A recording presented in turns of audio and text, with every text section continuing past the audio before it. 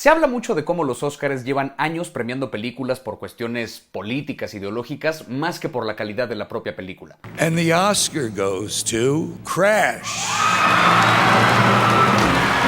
Pero estos dos asuntos no tienen por qué estar peleados. Se puede hacer una película con carga ideológica que además cuente una buena historia. La cuestión es cómo. ¿En qué momento le empieza a estorbar el mensaje a la película? Y sobre todo, ¿cuál va a ganar este año? Esta es la primera parte de mi análisis sobre las películas nominadas a los Oscars. Judas and the Black Messiah, Promising Young Woman, Sound of Metal y El Juicio de los Siete de Chicago. Soy Javier Ibarreche y esto es Yo Te Lo Comparo.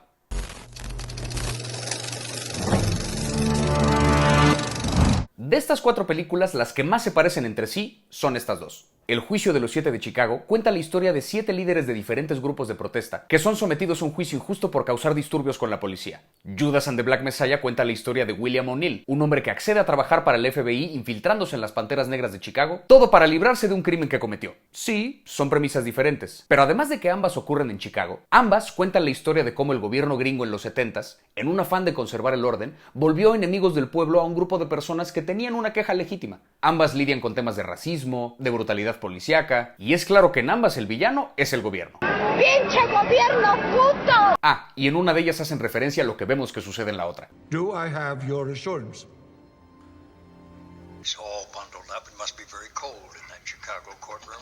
Pero hay un par de cosas que creo que hacen a Judas and the Black Messiah una película superior. Esta película no solo habla del asunto social y político de la época, sino que además nos muestra la transformación de los personajes. No solo vemos cómo una comunidad sufre a manos de la policía, o cómo las Panteras Negras se asociaron con un chingo de gente para darle más volumen a su mensaje, sino que también vemos cómo Bill O'Neill pasa de infiltrarse por su propio beneficio a genuinamente creer en la causa hasta volverse un radical. Además usan como base la historia de Judas traicionando a Jesús, de ahí el título, metiendo cosas como la figura de un Mesías o hasta la última cena. Usan una historia clásica que ya sabemos que funciona y que habla del conflicto interno de un individuo, no solamente de un cambio social. En cambio, en El Juicio de los Siete de Chicago, la transformación de los personajes básicamente se reduce a que se vuelven amigos. Amigos son amigos para siempre y por siempre. No es una mala evolución, pero entre los 7 acusados y la historia de Bobby Seale y el abogado que empieza a tomarse en serio su trabajo y el cameo de Michael Keaton, son tantos los personajes que deben evolucionar que no hay tiempo para realmente apreciar ese cambio. Es una historia que a lo mejor funcionaría muy bien como una miniserie. You are aware that there's an invention called television, and on this invention they show shows, right?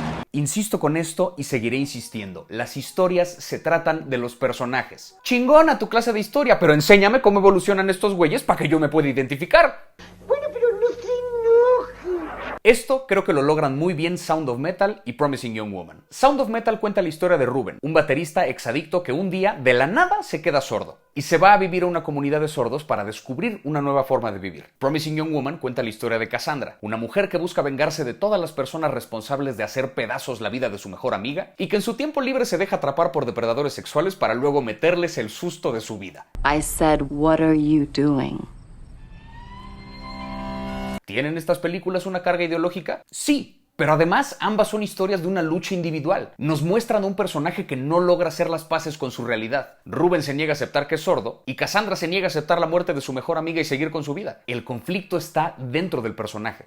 Y eso es la historia más interesante porque solo la evolución del personaje puede resolver ese conflicto. No es solamente un comentario sobre la inclusión de los sordos o la cultura de la violación. Hay un verdadero desarrollo de un verdadero ser humano. Lo que distingue estas historias es el camino que elige tomar cada protagonista. Hacia el final de la película, Ruben hace las paces con su vida, acepta que es sordo y se deja ser. Por el contrario, Cassandra lleva su guerra al extremo y termina sacrificando su vida con tal de ganarla. Se distinguen también en la forma en que nos presentan el mundo de los personajes, y eso me lleva al siguiente punto. El villano. En prácticamente cualquier historia existe un enemigo a vencer. Puede ser directamente un antagonista, pueden ser varios, pueden ser ideas o puede ser algo aún más abstracto. Aquí es donde muchas veces se ve la carga ideológica de una película. En estas dos es muy claro. El malo es el gobierno, los conservadores, el poder. Eso le mama a Hollywood. Y en El Juicio de los Siete de Chicago es todavía más evidente. El malo es este hijo de puta.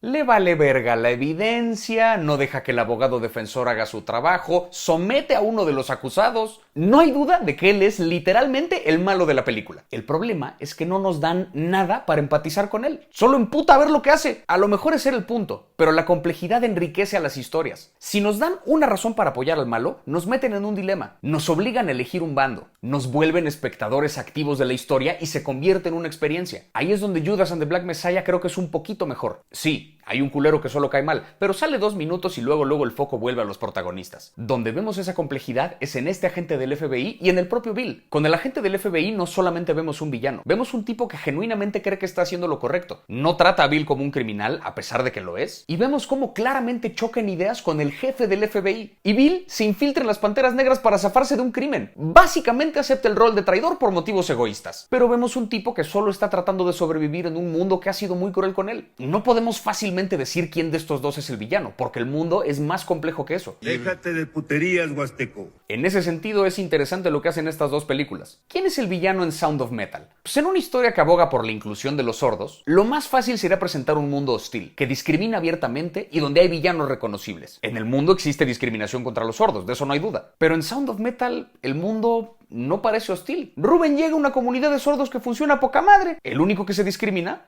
es el propio Rubén. Su mentor se lo dice. En esta comunidad no creemos que la sordera sea una discapacidad, pero Rubén insiste en arreglarla. La película va más allá y le dan a Rubén una solución, el implante coclear. Puede escuchar lo que dice la gente, puede percibir el ruido que hay a su alrededor, pero nunca va a volver a escuchar como solía hacerlo. Sin embargo, Rubén insiste y va a una fiesta en casa de su novia actuando como si no le hubiera pasado nada, actuando como si no fuera sordo. Y la gente lo trata como a cualquiera, pero él siente que no pertenece. No es sino hasta el final de la película que se permite disfrutar del silencio, el verdadero silencio. Hasta entonces se permite disfrutar de algo que solamente un sordo puede vivir. Es ahí donde por fin hace las paces con su realidad. ¿Por qué? Porque el enemigo a vencer era él mismo. En Promising Young Woman tampoco hay un solo villano a vencer. Sí hay varios personajes fácilmente criticables, pero Cassandra no los enfrenta solo a ellos, enfrenta al mundo.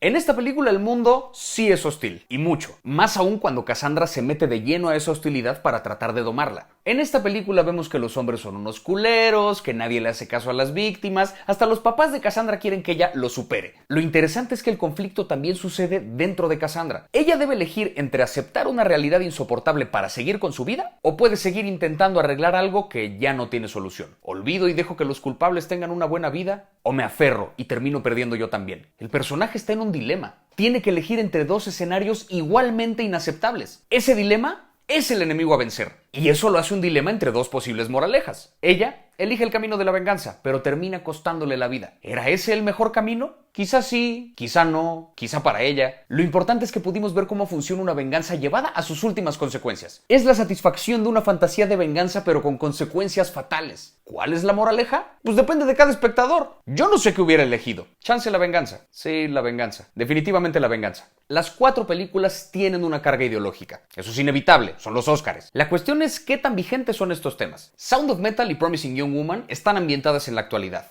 Ahí no hay ninguna duda. Pero estas dos, que estén ambientadas en los 70 no significa que el mensaje haya caducado. Y aunque tienen muchos puntos en común, creo que solo Judas and the Black Messiah se siente vigente. El juicio de los 7 de Chicago habla de gente que se manifestó contra la guerra de Vietnam. ¡No mames, Vietnam! ¡Ay, no mames! ¡No mames! Tiene como 50 años que ya se resolvió ese pedo.